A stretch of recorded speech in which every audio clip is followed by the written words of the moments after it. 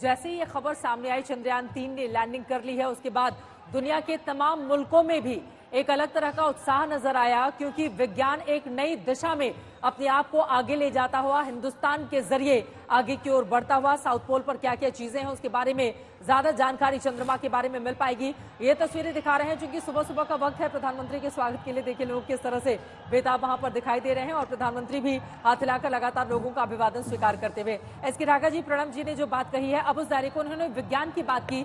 जय हिंदुस्तान जय हिंद के जरिए अमिताभ बच्चन के शब्दों में आपने हिंदुस्तान के उस हुनर को सुना, महसूस किया और देखा, जिसका साक्षी इस वक्त हर हिंदुस्तानी बन रहा है। गौरवपूर्ण ये क्षण है और शंखनाद हो चुका है। एक अलग तरह की ध्वनि हिंदुस्तान पूरे विश्व में इस वक्त छोड़ता हुआ अपने चंद्रयान-3 मिशन की सफलता के बाद से ही, क्योंकि विज्ञान के उन क्षेत्रों में जहां तक अभी तक किसी की पहुंच नहीं हो पाई थी, वहां पर जाकर हिंदुस्तान ने अपना झंडा गाड़ा है। और इसी को महानायक अमिताभ बच्चन के शब्दों में आप सुन रहे थे, महसूस भी कर रहे थे। फिलहाल ये तस्वीरें आपको दिखा रहे हैं प्रधानमंत्री नरेंद्र मोदी जब इसरो के वैज्ञानिकों के बीच पहुंचने के लिए जा रहे थे, तो दोनों ही तरफ आप देखिए किस तरह से भारी तादाद में लोगों की मौजूदगी थी। और चंद्रयान-3 की उन टीम से भी इन्हीं वैज्ञानिकों की वजह से आज हिंदुस्तान को गर्व करने का मौका मिला है।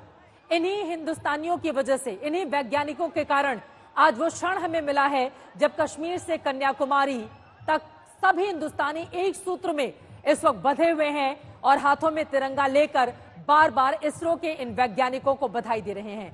यही वो वैज्ञानिक हैं जिनको बधाई देने के लिए 140 करोड़ हिंदुस्तानियों का संदेश लेकर प्रधानमंत्री नरेंद्र मोदी स्वयं अपनी जोहानिसबर्ग और ग्रीस की यात्रा के बाद सीधे बेंगलुरु पहुंचे। ये तस्वीरें आपके सामने हैं। एक तरफ चंद्रयान-3 की टीम ये वो तमाम चेहरे आप तक पहुंचा रहे हैं, तो दूसरी तरफ आप देख रहे हैं प्रधानमंत्री नरेंद्र मोदी, उनका रोड शो भी शुरू हो गया है। क्योंकि भारी तादाद में जब लोग वहां पर आएंगे, जो पीएम की एक झलक के लिए वहां पर काफी देर से इंतजार कर रहे थे, तो यकीनन प्रधानमंत्री ने किसी को निराश नहीं किया और उन सभी के बीच पहुंचते हुए नरेंद्र मोदी अब सीधे वैज्ञानिकों से मुखातिब होंगे, मुलाकात होंगे, उनकी हौसला अफजाई करेंगे।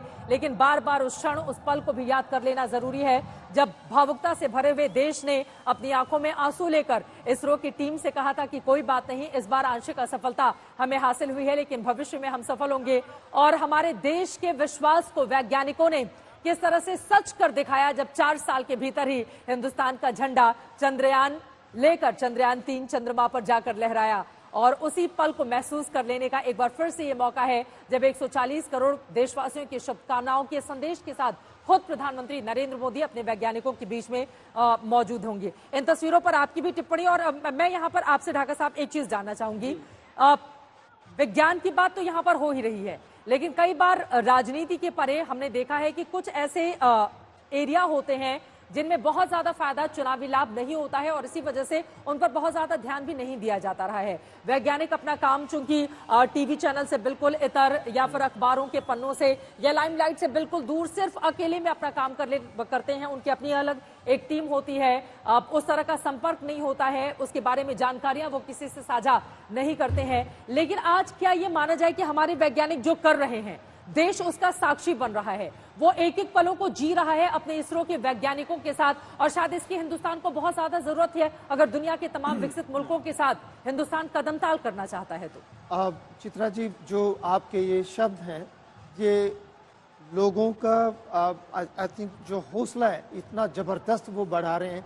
मैं सुन रहा हूँ और मेरी जो रगों में जो खून है वो बहुत तेजी से दौड़ रहा है, क्योंकि जो हमारे वैज्ञानिक ये जो अभी आपने पिक्चर्स दिखाई थी, ये हमारे हीरो हैं।